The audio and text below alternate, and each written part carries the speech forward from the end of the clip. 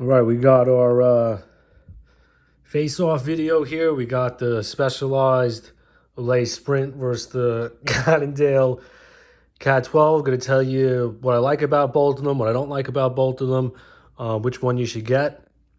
So, start with the Caad 12. Put roughly, say probably over 5,000 miles on this. So I've had this for a year and a half. Really solid. A little closer look. Real solid frame, real solid material, so aluminum, then a carbon fork, got the classic bars in front, nice deeded stem, long and low position, Thompson C-post. So now, this is one of the gripes I have with this bike, so this C-post is a 25.4, and not, the standard 27.2 on most bikes, so it does limit your options. I definitely don't feel as sturdy on the 25.4 as I do on a 27.2. Maybe that's just in my head. I don't know. But yeah, this bike has been through all weather conditions, everything. Rain, snow. I've done over 100-mile rides on this. No issues. Real comfortable. I think it's comfortable. I like the classic look, the geometry. So for all around bike, big mile bike, this is what I go to. Got a couple of dents from crashes, dent on the top tube. I cover with some padding, and then a dent down low near the rear derailleur. But no cracks or anything. So still going, still ripping. All right, we got the Specialized Allez Sprint. So only probably done, I mean, this is recent, got this a couple of months ago. Finally got the fit dialed in, all the parts I wanted.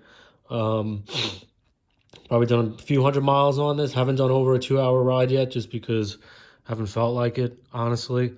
The weather's getting nicer now, so I'm going out longer. But first impression so far, really fast bike, honestly. So again, another aluminum bike, carbon fork. I prefer aluminum bikes. That's why I all my bikes are aluminum, not a steel or carbon guy. Because they weld these frames now so well. They're really stiff. Now look, is a carbon frame build going to be smoother? Yeah. Is this, can you get in the same position for half the price? That's why I go with aluminum too.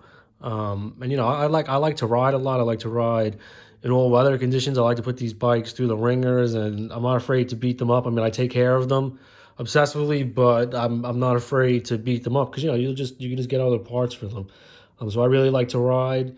And doing that with a carbon bike is probably not the smartest move. Unless you have disposable income or a mechanic at your duty, neither of which I'm operating with at the time. Aluminum it is for now. So again, same as the Cannondale, don't like that you can really only use Specialized seat posts or the proprietary part that they give you. That's the S-Works. Not really a fan of that. I haven't had any issues with it slipping. I've seen other videos, read reviews, people say it slips. I don't know. Maybe it just hasn't slipped for me yet. Maybe it will. But I'm not about it. I think that those kind of C-posts look stupid. I know they're supposed to be aero or whatever. I just think they look stupid. I like a classic, sleek looking C-post. So that's, really my only gripe, same as the Cannondale. Because if that bust, you have to get an S-Works one, which who knows how long those will be around for, how expensive, condition, blah, blah, blah. But in terms of ride quality, I think this is comfortable. Again, long, low position. So I should have mentioned this before. Both frames are 54, but different geometries on both. So this is more of an aggressive geometry, even though it looks like it's slanted top tube. So the head tube on this is way smaller compared to the head tube on this, which means this is way more aggressive. So that's why I feel big speed on this, honestly. Now for me, most of my riding, I'm not into racing or doing shit like that. I don't, post on Strava. I'm not about that. Nothing against people who do it. That's just not for me. I like, just going out, challenging myself, getting those big, I call them big waves when I'm, open road and just flying. So I've been really been able to open this up lately. This has been my sports car.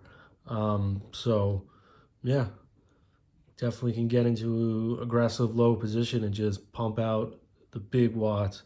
And these wheels, I really like these wheels, even though the braking's not, but that's any carbon clincher wheel, honestly. I mean, you know, you do get blown around a little with them in the wind, but you feel, I mean, especially compared to riding, these are Spinergy wheels, Z Light, just, basic alloy rim, all that. And, you obviously feel the difference riding with a set of wheels like this. And I also really don't mind, honestly, the one drivetrain, so no front derailleur. This came with the bike, set up for criterium style racing, so no need for the smaller ring. I mean, I haven't really had too much issues with this so far. I don't have big hills near me. Maybe at some point take a scoop in like a used Ultegra set off of eBay, just swap everything out. But only thing with that is I really do like SRAMs. This is my first time using SRAMs hoods and brake levers, which I think are way more comfortable than these are Ultegra ones. And then everything else is 105, and then that's Cannondale's FSA cranks. They're actually really good. You don't even need new cranks. Those cranks are actually ripped. Smooth, no creaking. But yeah, that's the reviews, the verses. I say get both of them, honestly. I like both of them a lot. I really wouldn't, like I said, specialize faster. If you're racing, I'd probably go this. Even this, I would, I'd get down with this if I had to blow by some herbs. Both nice frames. Like I said, I'm not into the big brands. I mean, these are big brands. I'm saying all the expensive shit, disc brakes, I don't really like that. DI2, blah, blah, blah.